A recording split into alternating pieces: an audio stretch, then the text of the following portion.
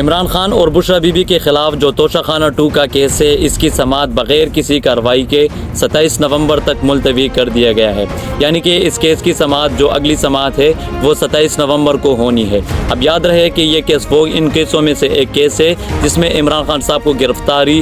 برقرار رکھی ہوئی ہے، اور عمران خان صاحب کو اس نظام نے گرفتار رکھا ہوا ہے اڈیالہ جیل میں۔ اس کیس کو اتنا لمبا لٹکا دینے کی جو وجہ مجھے سمجھ آتی ہے وہ یہ ہے کہ 29 نومبر کو ایک بہت بڑی تعیناتی کا جو مدت ہے وہ ختم ہونے والا ہے، اور عمران خان صاحب کو شاید اس اتنے عرصے میں منت اور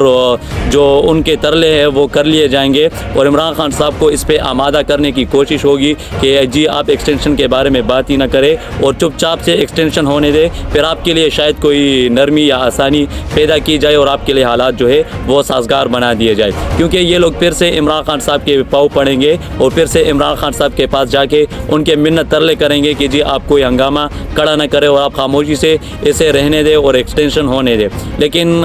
شاید اس کے برعکس بھی کچھ ہو، لیکن مجھے جو سمجھ آ رہی تھی وہ میں نے آپ کے ساتھ شیئر کی، اور ہو سکتا ہے کہ عمران خان صاحب کے ساتھ پھر یہ لوگ کوئی ڈیل جو ہے وہ آفر کرے اور عمران خان صاحب کو ڈیل کرنے کی کوشش کریں۔